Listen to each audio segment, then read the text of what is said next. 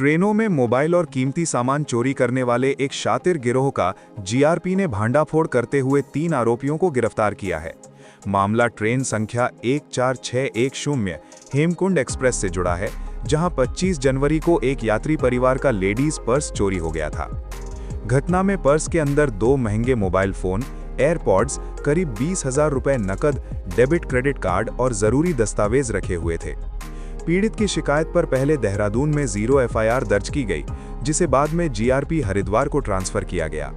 जांच के दौरान सीसीटीवी फुटेज खंगालने पर पुलिस को 2 संदिग्ध युवक नजर आए। जांच में सामने आया कि आरोपियों ने चोरी के कुछ ही घंटों के भीतर एटीएम और यूपीआई के माध्यम से खाते से पैसे भी निकाल लिए थे।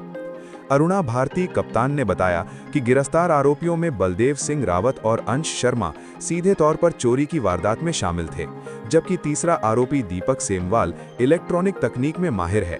वो चोरी किए गए मोबाइल का लॉक तोड़कर नया यूपीआई पिन सेट करता था और खातों से रकम निकालने में मदद करता था। पुलिस ने कार्यवाही करते हुए चोरी किया गया आईफोन और एयरपॉड्स बरामद कर लिए हैं। तीनों आरोपियों को न्यायालय में पेश करने के बाद न्यायिक हिरासत में जेल भेज दिया गया है।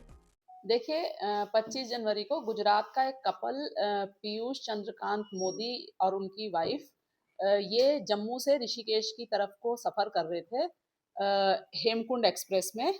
और सुबह जब इनके द्वारा देखा गया तो इनका सामान गायब था, पर्स चोरी था, मोबाइल चोरी था, ईयरबड्स वगैरह नहीं मिल रहे थे। तो इन्होंने पुलिस को सूचना दी और उस सूचना के आधार पे इनका मुकदमा लिखा गया। उसके बाद धीरे धीरे हम लोग लगे तफ्तीश में। काफ़ी कठिन था क्योंकि मोबाइल वगैरह और लैपटॉप, ये मोबाइल और जो ईयरबड्स थे सिर्फ उनसे शोर तक पहुंचना काफ़ी कठिन था। लेकिन जो ये मिस्टर मोदी थे, इन्होंने आकर के बताया कि मेरे खाते से ट्रांजैक्शन हुआ है। वो ट्रांजैक्शन जो है हमने बैंक मैनेजर से पूरी डिटेल्स ली। वो ट्रांजैक्शन देहरादून राजपुर रोड पे किसी बैंक से हुआ था।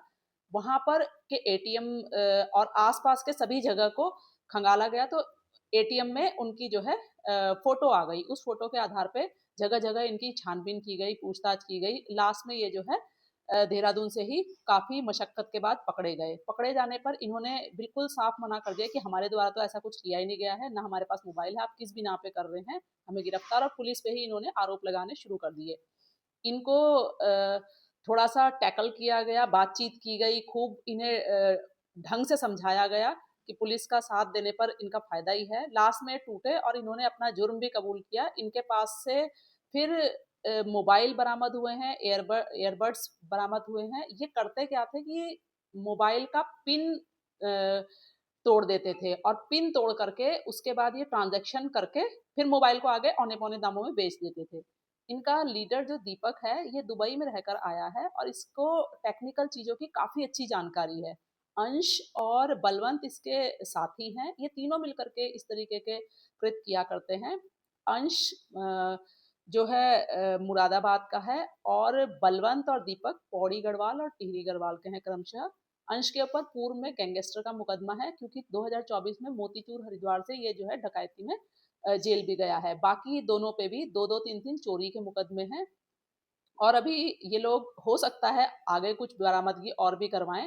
फिलहाल इनसे और अच्छी तरह से जानकारी की जाएगी। रिमांड पे इन्हें ले लिया गया है और ये इतने ज़्यादा शातिर थे कि इनको लगा कि हरिद्वार में हम पकड़े जा सकते हैं, तो इन्होंने ये सारा कृत ही जाकर के देहरादून में किया। इनको गिरफ्तार देहरादून से किया। कितने लोगों की गिरफ्तारी हुई है? अंश की, दीपक की और बलवंत की। कोई साथी इनके फरार है? नहीं, फिलहाल नहीं कहा जा सकता, लेकिन अभी देखते हैं अगर इनसे पूछताछ में और कुछ निकलता है। लेकिन फिलहाल ये तीनों का ही ये वाला कृत था क्योंकि ये हमारी बरामदगी पूर्ण है इसमें।